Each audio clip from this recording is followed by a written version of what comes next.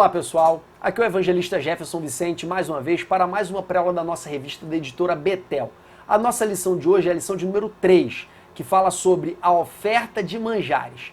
Como vocês já sabem, a nossa revista fala sobre o livro de Levítico e as nossas lições do 2 ao 6 falam sobre as 5 ofertas voluntárias. Essas ofertas estão descritas no livro de Levítico, capítulo 1 ao capítulo 5, sob a ótica do ofertante, tudo aquilo que o ofertante deveria levar.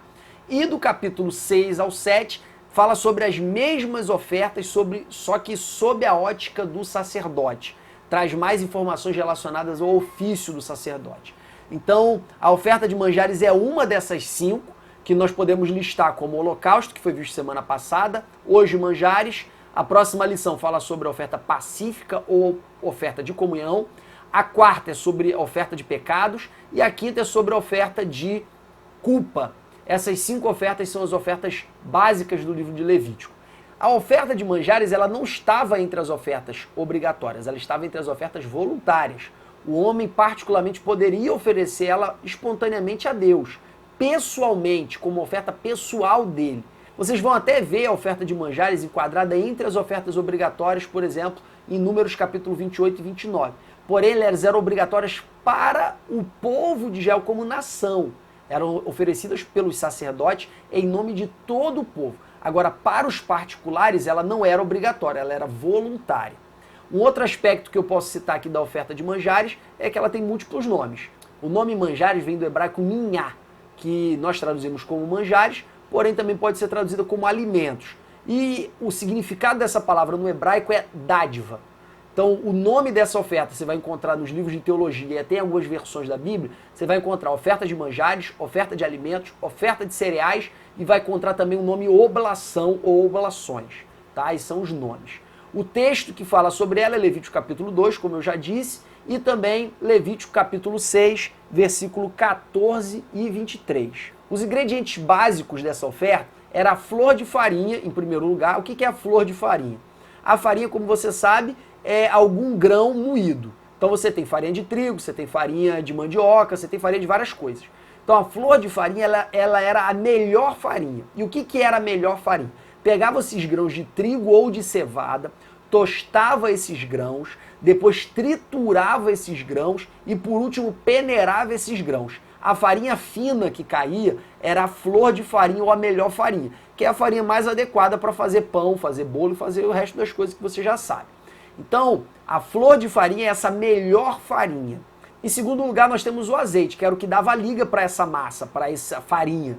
Aqui no Brasil, nós utilizamos para dar liga à farinha de trigo, por exemplo, fazer um bolo, nós usamos leite, usamos ovo, fazer pão também nós usamos outros ingredientes para dar liga. Naquele tempo, esse elemento que dava liga era o azeite. Uma vez misturado o azeite com a farinha, você tinha o pão, que era o elemento básico de carboidrato da dieta daquele povo. O carboidrato ele tem que estar na dieta de qualquer ser humano, porque ele é a energia que o ser humano gasta no seu dia a dia. Então aqui no Brasil, a fonte básica de carboidrato, a gente usa basicamente o arroz. Na Itália, a fonte básica de carboidrato é a pasta, ou a massa, ou o macarrão e as suas variações. E entre o povo judeu era o pão, era a principal fonte de carboidrato daquele povo. Então isso basicamente já era o pão, já era a massa do pão. Essa massa, ela também era oferecida junto com incenso. E também, por fim, com sal. Ela era salgada com sal. Tá? Eu vou falar cada um desses elementos um pouco mais à frente. Esse pão ele podia ser oferecido cru e também poderia ser oferecido assado. Na nossa tradução de João Ferreira de Almeida, versão revista e corrigida, está escrito cozido, mas a melhor expressão não é cozido, a melhor expressão é assado. Então, cru, você pega um pouco da farinha, você levava um pote de farinha, você levava uma quantidade grande de farinha, com uma quantidade boa de azeite, pegava uma parte dessa farinha e uma parte desse azeite, misturava e fazia um bolo. Nesse bolo você colocava todo o incenso que você levava. Então observe bem, pegava uma parte apenas da farinha e uma parte apenas do azeite. Fazia o bolo, pegava todo o incenso, colocava sobre esse bolo, misturava sal e colocava sobre o altar. E diz a palavra que essa oferta subia como cheiro suave ao Senhor. Subia como cheiro suave principalmente por causa do incenso. Como vocês sabem, o incenso é uma substância aromática que, uma vez que ela entra em combustão, ela produz um bom cheiro, um cheiro agradável. Então ela é agradável tanto no sentido humano, quanto no sentido de Deus receber a adoração. Então tinha esse duplo sentido dessa expressão de cheiro suave. A segunda forma de oferecer esse pão era ele assado. Ele era assado basicamente de 3 formas. Em primeiro lugar, ele era assado num forno. Em segundo lugar, ele era assado numa pedra quente. Em terceiro lugar, ele era assado numa espécie de frigideira funda, que era de metal ou de cerâmica. O nome dessa frigideira funda é caçoula. Os 3 tipos de pães que eram produzidos dessas 3 formas eram o pão fino, que a gente também pode chamar de coscorões ou obreias, que é o pão árabe. É esse pãozinho fininho que a gente compra no mercado, pão árabe, é muito parecido com esse. Nós temos também o que a nossa tradução chama de bolos, que nada mais é do que um pão mais volumoso. E em terceiro lugar, nós temos um pão que era como se fosse um pão frito, dentro dessa frigideira funda. Essas eram as 3 formas diferentes. No forno eram feitas o pão maior, que a Bíblia chama, a nossa tradução chama de bolos, e o pão fino. Na pedra quente era feito só o pão fino. E nessa frigideira funda, na caçoula, era feito esses bolinhos fritos. No tocante ainda aos ingredientes, o trigo não tem um significado especial, ele era a base, ele representava a colheita, ele representava as bênçãos que Deus havia dado para o povo na forma de fertilidade da terra. Então era esse o significado básico, por isso que você dava dos grãos que você plantava ou que você utilizava na sua dieta básica. Então esse era a razão da farinha e de trigo, ou de cevada, podia ser de tanto de um quanto de outro. O azeite era para dar liga, mas o azeite em toda a Bíblia ele também representa o Espírito Santo. É claro que um judeu que estava oferecendo a sua oferta de manjares naquele tempo, ele não fazia nem ideia de que o Espírito Santo era representado ali pelo azeite, tá? Mas ele usava o azeite ali porque era o elemento que dava liga mesmo. Mas para os nossos dias nós podemos extrair a ideia de azeite na Bíblia como uma referência ao Espírito Santo. No tópico seguinte, nós vamos tratar desse assunto mais aprofundadamente. Um terceiro elemento era o incenso. O incenso ele representava devoção e adoração. Era o uso básico do incenso. Dentro do próprio tabernáculo tinha um altar do incenso, que era um altar onde se queimava incenso de cheiro suave ao Senhor. Então você vê a importância do incenso no culto a Yahvé naqueles dias. Então, apesar do incenso não fazer parte do nosso cotidiano hoje, na época de Israel, na época dos judeus, ele era muito utilizado. Então, o incenso era colocado completamente, ou seja, a utilização do incenso era exclusivamente para adoração. Ele representa esse cuidado de agradar a Deus.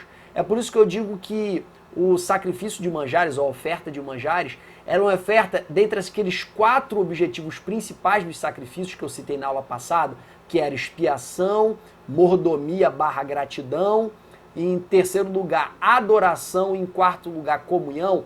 Os objetivos principais era a mordomia e gratidão, agradecendo a Deus pelas bênçãos, agradecendo a Deus pelas colheitas, agradecendo a Deus pela prosperidade. E em segundo lugar, era a adoração. O incenso ele dá muito esse caráter de adoração para a oferta de manjares.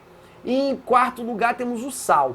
A Bíblia diz muito claramente em Levítico capítulo 2 que é o sal do concerto. Em outras passagens bíblicas nós vamos ouvir falar acerca da aliança de sal. O que significa essas duas expressões? Elas significam que a aliança que Deus fez com o seu povo é uma aliança que não se desgasta. Uma das principais propriedades do sal é conservar alimentos. Por exemplo, você pega qualquer carne e enche ela de sal, você vai conservá-la durante um bom tempo, não precisa nem botar na geladeira, é tal da carne seca. E os outros salgados que você encontra no mercado. O sal tem essa propriedade de conservar.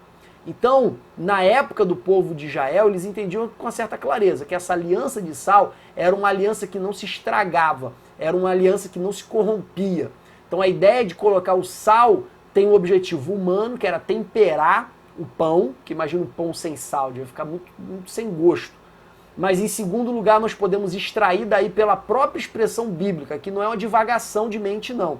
Pela própria expressão bíblica, nós podemos extrair que o sal, ele demonstra que esse sacrifício, essa oferta, está inserida no contexto maior da aliança de Deus com o povo. Então não bastava chegar e oferecer pura e simplesmente viver como quisesse. Essa oferta estava inserida num contexto maior da aliança de Deus com o seu povo. E quando eu digo isso, eu quero dizer que Deus, Yahvé, ou Jeová, ele se distingue dos outros deuses, dos cananeus e dos outros povos. Para os outros deuses, você podia guiar a sua vida como você quisesse, desde que você oferecesse o sacrifício que esses deuses exigiam. Esses deuses pagãos, eles não exigiam um comprometimento moral integral. Bastava você cumprir as exigências rituais de adoração impostas por eles. Isso já era suficiente. Yahvé não, Yahvé exigia um compromisso integral. Integral. Então, o sacrifício de adoração, ele era apenas um elemento dentro do contexto maior da aliança que Deus tinha com o seu povo. É por isso que Deus usou Samuel para falar para Saul que ele preferia obediência do que sacrifício. O que era o sacrifício? Adoração. Deus prefere ser obedecido do que ser adorado. Se tiver que escolher, Deus prefere ser obedecido.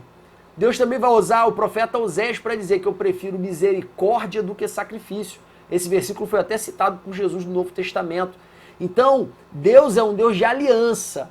E a adoração, que naquele tempo era realizada através de elementos ofertados no altar, essa adoração era apenas um elemento dentro do contexto maior da aliança. Uma outra característica que nós podemos extrair dos elementos era acerca dos elementos que não poderiam estar inseridos. Nós temos aí dois elementos básicos, o mel e o fermento. O mel e o fermento não eram alimentos impuros em si. Eles não tinham nenhum teor de maldade em si.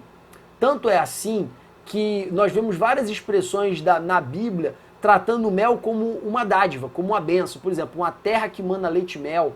Nós vamos ver acerca de João Batista que se alimentava de gafanhotos e mel silvestre. Nós vamos ver também o uso do mel se referindo a coisas boas da parte de Deus para o seu povo em vários momentos. Já em relação ao fermento, a mesma coisa. Fermento não é só utilizado de maneira negativa no Novo Testamento e no Velho Testamento. No Velho Testamento, nós vemos, por exemplo, que os sacrifícios de manjares de oferta de primícias era um sacrifício que podia conter fermento. Então, o sacrifício de manjares puro não podia ter fermento, mas o sacrifício de manjares para a oferta de primícias, que está aí no livro de Levítico, capítulo 2, do versículo 11 ao 13, nós vemos que esse sacrifício das primícias podia ter fermento. Então, o fermento não era um problema em si.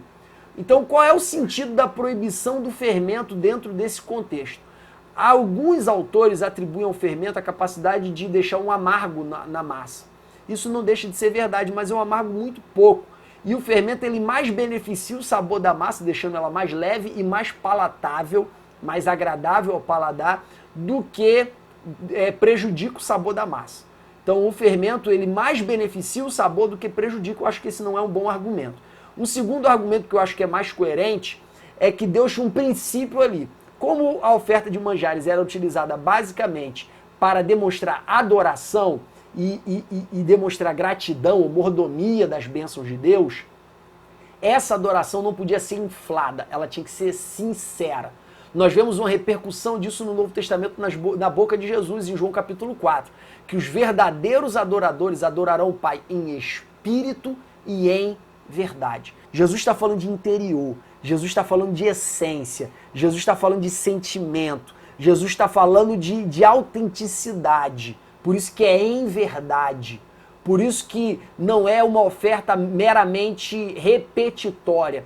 Por isso que não é uma oferta meramente de aparência. Por isso que não é uma oferta meramente para dar satisfação para os outros homens de que você é um judeu fiel ou um cristão fiel. Toda adoração ela deve respeitar esse princípio, que é o princípio da autenticidade. Ela tem que ser em verdade. E eu acho que a proibição do fermento era justamente para afastar essa maquiagem que o fermento fazia na massa, que era levedando a massa, fazendo ela ser maior ou aparentar ser maior do que ela realmente é. No Novo Testamento, nós vamos ver no tópico seguinte que essa máxima, esse princípio de não mascarar as coisas, também foi utilizada negativamente por Jesus. Porém, Jesus não usou esse princípio apenas negativamente. Ele também usou positivamente. Ele deu exemplo, por exemplo, que o reino de Deus é semelhante ao fermento que leveda toda a massa. Você coloca um pouquinho, vira as costas, quando você volta, levedou tudo. querendo utilizar a analogia do fermento para demonstrar que o reino de Deus, ele começa imperceptível, insignificante, mas quando você vai ver, ele já fez um mega de um efeito. Então o fermento em si ele não era mal, o fermento em si ele não prejudicava a massa. Porém, para esse objetivo específico da adoração, Deus não queria que a adoração parecesse mais do que ela realmente era. Era um princípio de Deus na hora de tratar a adoração. E como a oferta de manjares ela tinha esse teor de adoração muito mais evidente, até por causa da presença do incenso, Deus ele usou a proibição do fermento como demonstrar ou como forma de transparecer esse princípio que está presente no coração dele. Dito isso, nós vamos falar um pouco agora sobre as duas partes dessa oferta. A primeira parte era queimada no altar. Então, se fosse uma oferta crua, era queimada a massa crua com incenso e sal no altar. Se fosse uma massa já pronta, ou seja, a pessoa traz o pão de casa, e aqui nós temos aqueles 3 tipos de pão que eu já mencionei, o pão fino, o bolo, que era o pão maior, e tinha também o pãozinho frito. Era uma espécie de fritura, que eu já mencionei anteriormente. Esses 3 tipos de pães, eles eram partidos, uma parte era queimada no altar e a outra parte ficava com o sacerdote. A parte queimada no altar era chamada de memorial, e a Bíblia diz que ela subia como cheiro suave ao Senhor. Nós vamos ver essa expressão também no livro de Atos, capítulo 10, em que Deus fala para Cornélio que as ofertas dele subiram como um memorial diante do Senhor.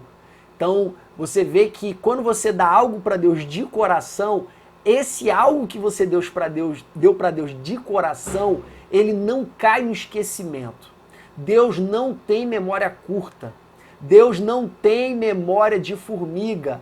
Deus, ele tem uma memória de elefante. Ele não se esquece do que você fez na obra dele. Ele não se esquece do que você se dedicou na obra dele. Ele não se esquece do quanto você se doou para ele. E tudo aquilo que você plantou, você vai colher em nome de Jesus. Por quê? Porque Deus não se esquece. Então aquela adoração, a parte que queimava, era chamada de memorial, porque Deus não se esquecia. E era dito também, quando ela queimava, que ela subia como cheiro suave, porque agradava a Deus. A adoração, ela agrada a Deus. É por isso que a Bíblia também diz que Deus habita em meus louvores, que Deus procura os verdadeiros adoradores. Deus gosta de estar onde a adoração está. Isso é uma verdade que você encontra nesse sacrifício de manjares. A segunda parte, ela era destinada para sustento dos sacerdotes. Nas múltiplas ofertas que eu falei no início aqui da aula, algumas delas podiam ser comidas exclusivamente pelo sacerdote e seus filhos homens, que depois se tornariam sacerdotes também, e algumas outras ofertas, elas poderiam ser comidas pelo sacerdote juntamente com a sua família. Mas aqui basta dizer para vocês que essa segunda parte, que era chamada de coisa santíssima, era reservada para o sacerdote. Então na oferta crua, o resto da farinha, o resto do azeite, e na oferta assada, o resto dos pães, sejam eles o pão fino, o pão bolo, que é o pão grande, ou o pão frito.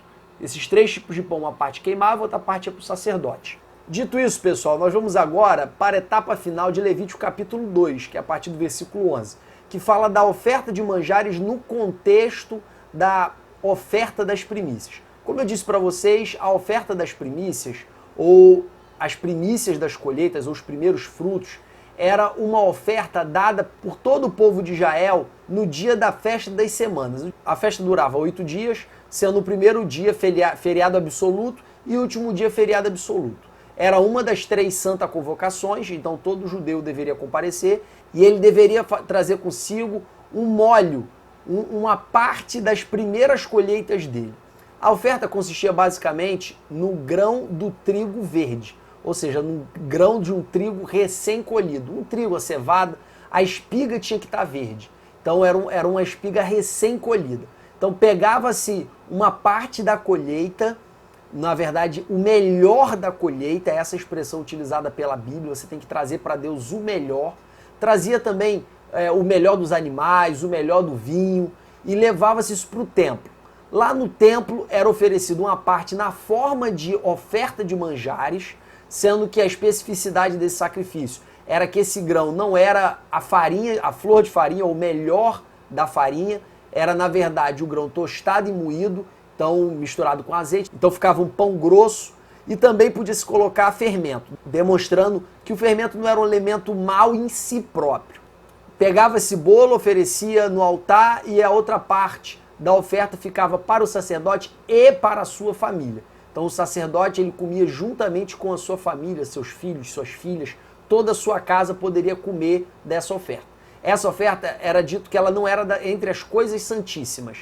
Os restos dos 5 sacrifícios, na verdade 4, porque o holocausto não sobrava nada, dos 4 sacrifícios que são objeto das nossas lições até a lição 6, os restos desses sacrifícios, o sacerdote só podia comer ele e os seus filhos homens, que depois ou já eram sacerdotes ou ainda se tornariam sacerdotes, porque era dito que o resto desses sacrifícios era coisa santíssima.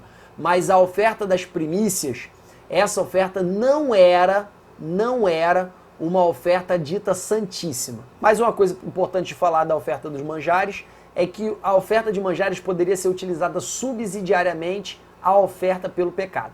Quando a pessoa fosse tão pobre, mas tão pobre que ela não pudesse levar nem um pombo e uma rolinha para oferecer como sacrifício pelo pecado, esse sacrifício nós vamos estudar na lição 5, essa pessoa poderia apresentar uma oferta de manjares substitutiva. Uma observação sobre essa oferta é que não poderia ser derramado azeite sobre ela. E em segundo lugar, não fala nada de incenso, demonstrando que essa oferta não estava vinculada com a ideia de adoração. No capítulo 15 de Números, nós também vemos que a oferta de manjares ela está intimamente associada aos holocaustos e às ofertas pacíficas. A descrição de Números capítulo 15 demonstra que toda vez que alguém oferecia um holocausto ou uma oferta pacífica, ele tinha que oferecer junto uma oferta de manjares e uma libação, ou seja, um vinho. Isso demonstrava que tanto a oferta de holocausto quanto a oferta pacífica demandavam um banquete completo, que consistia na proteína, que era a carne, que consistia no pão, que era o carboidrato, e consistia na bebida. Então, toda vez que se oferecia holocausto e que se oferecia oferta pacífica, também se deveria oferecer as ofertas de manjares, que são basicamente os pães, e os vinhos. Por último, é sempre bom relembrar que o propósito principal da oferta de manjares, e aqui eu não estou falando da oferta de manjares excepcional, que é a oferta de manjares apresentada entre as primícias e subsidiária à oferta pelo pecado das pessoas extremamente pobres. Eu estou falando da oferta de manjares como um todo, a principal de Levítico 2, do 1 a 10. Essa oferta de manjares ela tinha como conteúdo principal adoração e gratidão / mordomia. Então esses dois objetivos são os objetivos principais dessa oferta. E eu estou lembrando isso porque agora nós vamos entrar no nosso tópico 2, que fala sobre os princípios relacionados a essa oferta. O primeiro princípio é o princípio da excelência. Deus queria a melhor farinha, a flor de farinha. Isso nos leva a algumas reflexões que você pode propor para a sua aula. Essa reflexão diz respeito a como aplicar o princípio da excelência à nossa adoração hoje. E quando eu falo adoração, eu falo a nossa adoração na forma de louvor, eu falo a nossa adoração como sacrifício vivo, santo e agradável a Deus, como colocar excelência, como aplicar o princípio de excelência a tudo isso. Como aplicar o princípio de excelência ao louvor dos departamentos da nossa igreja. Como aplicar o princípio de excelência ao ministério de louvor, à orquestra de música. Como aplicar o princípio da excelência na nossa vida cotidiana como uma forma de adoração a Deus. Tudo isso precisa ser refletido no momento que nós falamos da oferta de manjares, porque na oferta de manjares fica muito claro que Deus queria a melhor farinha, e a farinha era a matéria-prima principal dessa oferta. Em segundo lugar, nós podemos falar também da voluntariedade. Uma das características dessa oferta era que ela era voluntária, a pessoa oferecia pessoalmente e espontaneamente. Você pode trazer uma reflexão para a sua classe no que tange a adoração automática. E o que é adoração automática? Eu tenho uma certa crítica aos hinos da harpa, não a letra dos hinos da harpa, a mensagem dos hinos da harpa, mas ao que os hinos da harpa se tornou na Assembleia de Deus hoje, que é basicamente os hinos que abrem o culto, é os hinos que as pessoas chegam um pouco atrasada, meio que na hora que está cantando os hinos, e começa a cantar no automático. Então eu tenho uma certa crítica à maneira como nós conduzimos os hinos da harpa hoje, que parece uma formalidade. As pessoas aparentemente, no geral, tá? No geral, claro que tem exceções, no geral cantam os hinos da harpa como se estivesse no automático. Então essa oferta não é espontânea, não é por iniciativa, não é voluntária. É uma oferta que você vai conforme a maré. E isso também tem que ser refletido e pode ser debatido na sua classe. Um terceiro princípio que pode ser debatido na sua classe, o próximo ponto, o próximo princípio que eu gostaria de citar aqui é a conformidade com as Escrituras. Como você pode observar, Deus ele estabelecia minuciosamente as regras que deveriam ser seguidas para a adoração ser aceita. Hoje existe um movimento muito forte na internet, de algumas igrejas, de cantar as Escrituras. O que significa isso? Significa retornar à ideia de que eu preciso adorar a Deus da forma como Ele determinou que eu adorasse. Cantar as Escrituras, cantar a palavra de Deus, nada mais é do que dar para Deus a partir do subsídio que Ele mesmo me entregou. Tudo não é dele, por ele, para ele, então tem que começar nele e terminar nele. A inspiração que nós devemos buscar de mensagens para construir os nossos hinos deve partir da Bíblia. A inspiração da nossa adoração vocalizada nas nossas orações deve partir da Bíblia. Então nós devemos buscar nas Escrituras a letra, o vocabulário para adorar o nome do Senhor.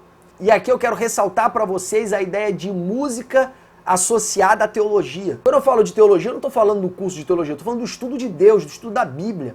Os louvores precisam estar associados à Bíblia e você pode desenvolver isso com a sua classe. Um quarto princípio que você pode desenvolver também é a ideia de adoração com azeite, adoração com o Espírito Santo. Adoração vazia versus adoração cheia do Espírito. Deus recebe a adoração que não tem o Espírito Santo, ou seja, adoração exclusivamente do coração do homem, ou Deus só recebe a adoração de quando a gente está cheio. E se Deus recebe as duas formas, existe alguma diferença entre uma e outra? Nós podemos aí divagar, por exemplo, nos textos do Novo Testamento, que fala para a gente adorar a Deus com cânticos, salmos e cânticos espirituais. A ideia que se tem é que existem cânticos ou hinos, que são hinos que partem do coração do homem, e existem também os cânticos espirituais, que são gerados em nós pelo próprio Espírito Santo. Você pode falar também da aliança de sal, da adoração dentro de um contexto maior, de um relacionamento moral do homem com Deus, e não apenas a adoração pela adoração, tendo em vista que a oferta de manjares ela tinha que ter o sal do concerto, demonstrando que aquele ato estava inserido em algo maior, que era um compromisso de vida e não de momento. Um sexto tema é o tema da subsistência ou a sustentação dos sacerdotes. Como nós sabemos, um dos pilares da reforma protestante é o sacerdócio de todos os santos. Então, todos os crentes no Novo Testamento fazem parte desse reino sacerdotal, que nos aproxima de Deus em condições de igualdade. Ou seja, não existe mais separação, só pode entrar no santuário quem veio da tribo de Levi entre os filhos de Arão. Não. Todos nós temos acesso pelo novo e vivo caminho, através de Jesus, conforme diz o livro de Hebreus. Então todos nós no reino de Deus somos sacerdotes. Essa ideia que eu falei, que ficou muito evidente na reforma do sacerdócio universal dos santos. Como na era da igreja nós não temos uma classe sacerdotal, isso é muito claro nas Escrituras, o que nós temos são cristãos mais maduros que supervisionam o crescimento dos outros cristãos, que são os presbíteros. A palavra presbítero significa ancião, é a pessoa mais madura. A palavra bispo significa supervisor, é aquele que supervisiona. A palavra pastor significa aquele que cuida. Então todas essas expressões que são sinônimas nas Escrituras e que se aplicam às lideranças da igreja, elas transparecem o sentido de crentes mais maduros que supervisionam crentes menos maduros. Essa é a ideia principal. E não a ideia de que são crentes mais próximos de Deus do que outros crentes que são mais afastados de Deus. Não é isso. E não é a ideia também de intermediadores entre Deus e os homens. Só há um intermediador entre Deus e os homens, que é Jesus. Então a ideia de sacerdócio do Antigo Testamento não se aplica para o Novo Testamento. Até porque durante o período da igreja primitiva, existia em Jerusalém uma classe sacerdotal. Pedro, Tiago, João e todos os outros apóstolos, eles levavam seus sacrifícios para serem oferecidos no templo, tal qual antes de Jesus vir ao mundo. Então, no período dos apóstolos, até o ano 70, existia a família sacerdotal, existia a classe sacerdotal, existiam os levitas. Então, tudo isso já existia. Por isso a igreja primitiva não sentiu necessidade nenhuma de associar a liderança da igreja a essas classes. Então, as lideranças da igreja não são os levitas, não são os sacerdotes de hoje, todos são sacerdotes. E como fica o sustento das pessoas que se dedicam exclusivamente à obra de Deus? Essa é uma questão interessante. Paulo também fala sobre isso em 1 Coríntios capítulo 9, onde ele diz que é aquele que vive para a obra, que também viva da obra. A Bíblia fala que você não deve atar a boca do boi que debulha. Então, a ideia, o princípio por trás disso é o seguinte: aqueles que precisam abdicar do seu trabalho, aqueles que precisam abdicar da sua vida secular para se dedicarem exclusivamente à obra de Deus, porque foram vocacionados para isso, estes tais devem ser sustentados com parte das ofertas oferecidas a Deus. E aqui, quando eu falo de sustento, irmãos, eu estou falando de sustento de um modo uniforme. Não existia naquele tempo um sacerdote que ganhava mais do que outro sacerdote. Essa discrepância só aconteceu nos tempos de Jesus, com a família dos sumos sacerdotes que controlavam o comércio do templo e auferiam grandes lucros desse comércio. Se você ler os livros de história de Israel daquele período, você vai ver que os levitas e os sacerdotes comuns não se destacavam em finança do resto do povo.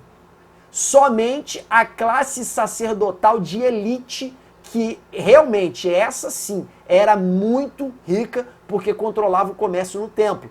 Então nós precisamos compreender essa ideia de sacerdote participa da oferta oferecida a Deus como uma ideia de subsistência e não como uma ideia de luxo, que foi a distorção provocada pelo sumo sacerdote e sua família nos tempos de Jesus. E aqui também dá margem para um amplo debate, um amplo diálogo com a nossa classe. Como deve ser essa participação dos sacerdotes nas ofertas oferecidas a Deus? Outra questão importante também nesse debate é a questão da uniformidade dessas ofertas. Enfim, são muitas questões que você pode colocar para a sua classe, dependendo do nível de maturidade da sua classe. Porque se você colocar isso para a sua classe, uma classe crítica, uma classe murmuradora, uma classe carnal, você só vai trazer contenda para a tua classe e não vale a pena você fazer isso, em nome de Jesus. Por fim, você pode falar também sobre a oferta de manjares, o que está escrito no Salmo 50, onde diz que Deus não come a carne dos animais, Deus não come os alimentos oferecidos no altar, Deus não come nada disso. Então a ideia da oferta não é para Deus comer, a ideia da oferta é para subir como cheiro suave ao Senhor. E é assim que sobe a nossa oferta em dinheiro, a nossa oferta em tempo, a nossa oferta em serviço, a nossa oferta em dedicação. Todas essas ofertas, elas sobem para Deus como um cheiro suave. Não porque Deus vai ficar com o nosso dinheiro, não porque Deus vai ficar com o tempo que a gente serve na igreja. Isso a gente não está servindo a Deus diretamente. Mas esse serviço que a gente realiza na igreja, esse serviço que nós realizamos na evangelização, apesar de não ser diretamente para Deus, porque Deus não está ali para receber uma bandeja na mão, esse serviço ele sobe como cheiro suave ao Senhor. É uma ideia que você também pode trabalhar com a sua classe.